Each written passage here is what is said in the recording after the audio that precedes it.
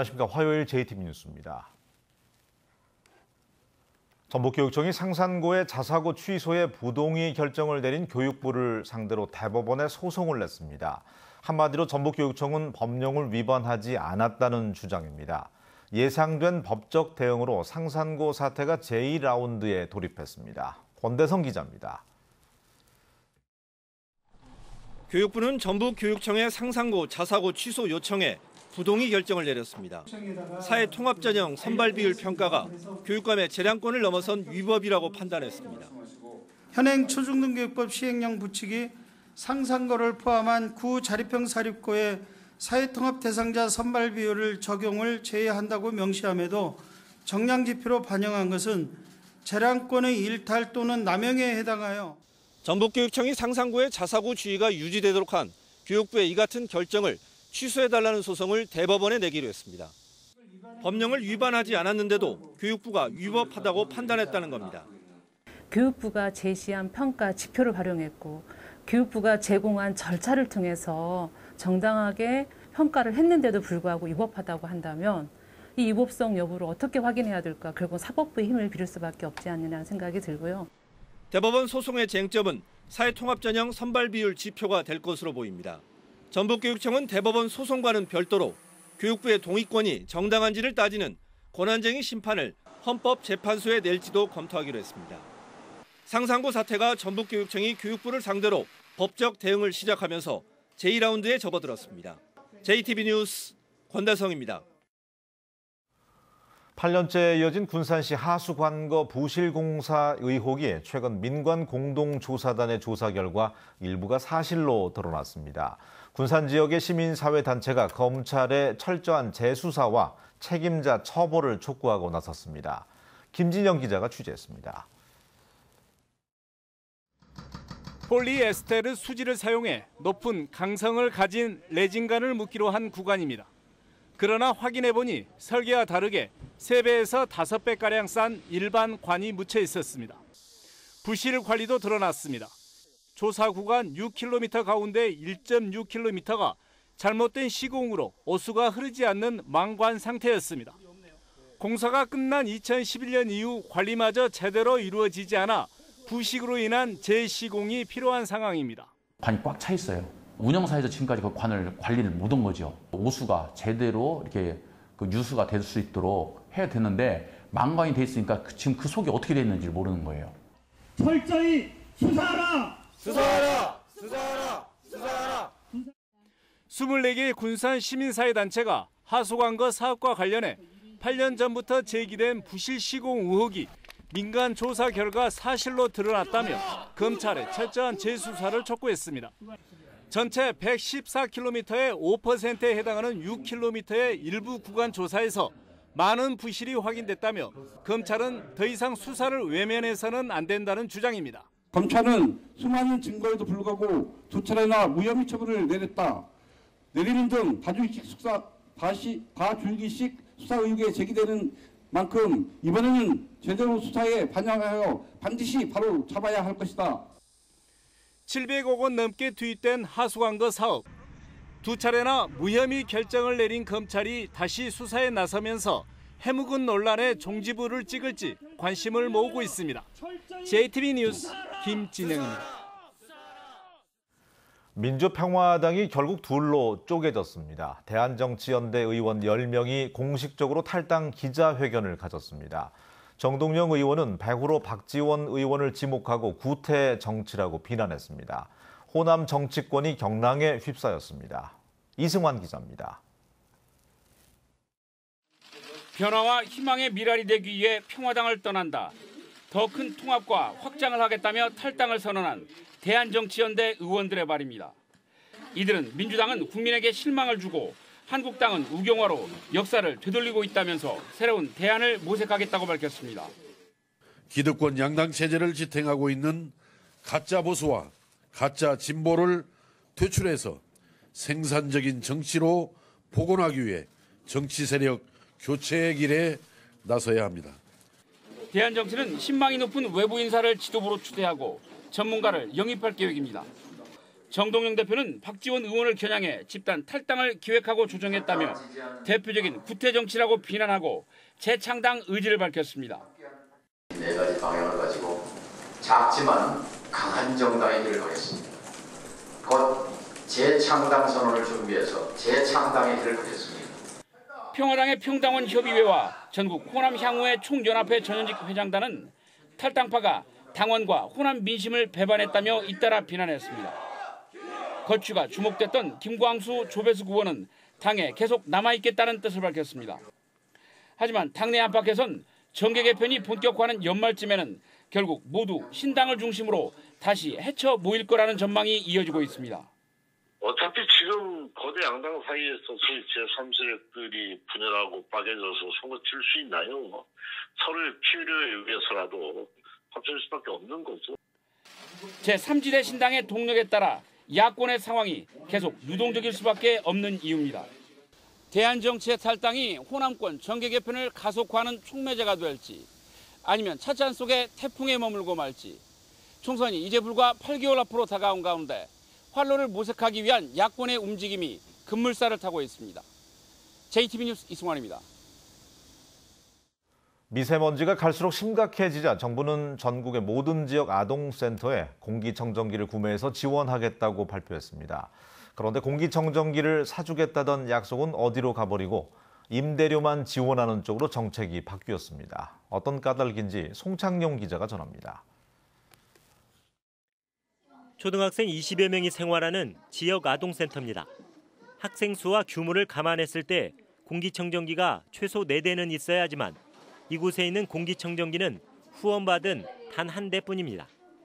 한 대 가지고는 아이들 많이 부족하죠. 그리고 공기청정기 켜놓은 아이들이 열심히 뛰어놀다 보면 그 빨간 불이 계속 들어와 있거든요. 이처럼 열악한 지역 아동센터를 위해 지난 4월 정부는 공기청정기를 구매해 지원하겠다고 발표했습니다. 생애 초기부터 몸과 마음이 건강한 아동으로 자랄 수 있도록 건강 지원을 강화하겠습니다. 하지만 불과 4개월 만에 구매 지원에서 임대 지원으로 정책을 바꿨습니다. 국회에서 임대 지원이 낮다는 이유로 관련 예산을 삭감했고 정부 또한 이를 받아들였기 때문입니다. 렌탈로 가는 게 더 낫겠다라는 의견이 제가 들은 걸로 알고 있습니다. 그렇게 해서 렌탈로 바뀐 걸로 알고 있습니다. 그러나 지원액이 50제곱미터 이하는 한 달에 3만 원, 이상은 5만 원으로 충분하지 않고 신청서를 제출해야만 지원이 가능해 지역 아동센터들의 불만이 높습니다. 정책이 많이 왔다 갔다 하니까 조금 황당하긴 했죠. 정부가 갈수록 심해지고 있는 미세먼지에서 어린이들을 보호하겠다고 나섰지만 소극적인 지원에 그치고 있습니다. JTB 뉴스 송창용입니다. 사건 사고 현장을 늘 접하는 경찰관들은 정신적으로 충격을 받는 경우가 많습니다. 그동안 전북에는 전문 치료기관이 없어서 적절한 치료를 받는 데 불편을 겪었는데요. 이번에 치료센터가 문을 열었습니다. 나금동 기자가 소개합니다. 15년차 경찰관 김모 씨는 지난해 근무 중에 부상을 입었습니다. 노래방에서 난동을 부린다는 신고를 받고 출동했다가 남성이 휘두른 흉기에 다친 겁니다. 더욱 안타까운 건 육체적 부상만이 아니라 심리적인 상처도 생겼다는 점입니다. 지금도 팔 떨리고 저리고 하니까 이게 쉽게 지워지지는 않더라고요. 이 케이스가 드물다고 하더라고. 이게. 지난해까지 4년간 심리치료를 받은 전북의 경찰관은 한 해 평균 140여 명. 대부분 폭행 등 강력 사건이나 동료의 순직 등 사건을 경험한 경우였습니다. 특히 우울증 등으로 극단적인 선택을 한 경찰관도 8명이나 됐습니다. 하지만 전북에는 치료를 도울 전문기관이 없었습니다. 멀게는 서울로 가거나 그나마 가까운 대전 등을 오가는 불편을 겪을 수밖에 없었습니다. 늦은 감은 있어도 전북에 경찰관의 심리적, 정신적인 상담과 치료를 도울 전문기관인 마음동행센터가 문을 열었습니다. 이를 예방하고 치료하기 위해서 마음동행센터를 개소하게 되는데요. 이번 기회를 통해서 전북 경찰관들에게 좋은 환경을 제공하게 돼서 매우 기쁘게 생각하고 있습니다. 마음동행센터가 범죄 현장 최일선에 서 있는 경찰관들의 정신적 안정을 돕는 계기가 될지 기대됩니다. JTB 뉴스 나금동입니다. 남원 양파가 우수한 품질을 인정받아서 내년에도 대만 수출길에 오릅니다. 지난 주말에 열린 김제 문화제 야행이 더운 날씨에도 큰 호응 속에 마무리됐습니다. 주혜인 기자입니다. 올해 대만에 수출된 남원 양파는 1,900여 톤. 소비자들의 큰 호응에 힘입어 내년에는 더 많은 2,500여 톤이 대만에 수출됩니다. 2004년 수출을 시작한 남원 양파는 올해 최신식 설비까지 가세해 대만, 미국, 베트남으로 시장을 넓히고 있습니다. 지리산 청정 지역에서 생산되는 우수 농산물에 대한 수출 확대로 농가 소득 증대는 물론 지역 경제를 활성화시켜 나가겠습니다. 지난 주말부터 이틀에 걸쳐 열린 김제 문화제 야행이 폭염 속에서도 큰 호응을 얻으며 막을 내렸습니다. 조선시대 행정기관인 김제 관아와 국립교육기관인 김제 향교에는 늦은 밤에도 옛 정취를 느끼고 전통 체험을 즐기려는 시민들의 발길이 이어졌습니다. 김제 문화제 야행을 통하여 우리 조선시대의 삶을 직접 체험해보고 우리 문화에 느끼고 즐기는 그런 좋은 시간이 되었으면 하는 바람입니다. 대한민국 임시정부 수립 100주년과 다가오는 74번째 광복절을 맞아 임실군이 SNS에서 태극기 달기 인증 이벤트를 진행합니다. 오는 15일까지 임실군 페이스북과 인스타그램에 댓글과 함께 태극기를 단 인증 사진을 올리면 됩니다. 순창군이 오는 10월 열리는 세계 발효소스 박람회에 참가할 기업을 모집합니다. 참가 기업에게는 세계 시장에 진출할 수 있도록 다양한 혜택을 지원할 예정이며 신청은 다음 달 30일까지 순창군 장류사업소 전화나 박람회 홈페이지를 통해 가능합니다. JTB 뉴스 주혜인입니다. 원자력안전위원회가 한빛 원전 주 제어실에 CCTV를 설치한 후 원전 1호기를 재가동하기로 한 결정을 전라북도와 전북도의회 한빛 원전 대책위가 수용했습니다. 따라서 지난해 8월 이후에 가동이 중단됐던 한빛 원전 1호기는 빠르면 이달 안에 가동이 재개될 것으로 보입니다. 전라북도와 도의회 한빛 원전 대책특별위원회는 원자력안전위원회가 기술적인 검토 끝에 내린 결정을 무조건 반대하기는 어렵다면서 다만 재가동 이후에 또 다른 사고가 발생할 경우 1호기의 가동을 영구 정지해야 한다고 주장했습니다. 또 원전 사고에 대한 신속한 전파 시스템을 마련하고 전라북도의 방제 인프라 구축을 위한 방제 예산을 충분히 지원해야 한다고 덧붙였습니다. 국민연금공단이 일본 전범 기업을 투자 대상에서 제외할지의 여부를 검토합니다. 김성주 국민연금공단 이사장은 책임 투자 가이드라인을 새로 만드는 과정인데 일본의 전범 기업을 투자 기업 목록에서 제외할지의 여부를 다시 들여다보고 있다고 말했습니다. 김광수 민주평화당 국회의원은 국민연금이 지난해 75개 전범 기업에 1조 원이 넘게 투자했다면서 국민연금의 전범 기업 투자를 금지하는 법안을 발의하기로 했습니다. 익산 보석박물관이 준비한 전시회가 기모노 입은 일본 여인을 그린 작품이 포함돼서 취소됐습니다.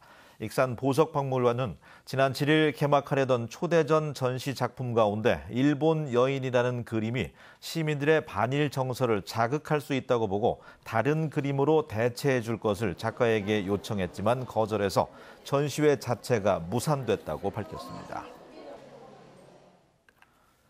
날씨입니다. 오늘도 전북 전역은 폭염특보 속에 찜통 더위가 이어지고 있습니다. 순창, 전주, 정읍, 익산, 임실, 완주 등 6개 시군에는 폭염경보가, 나머지 시군에는 폭염주의보가 내려져 있습니다.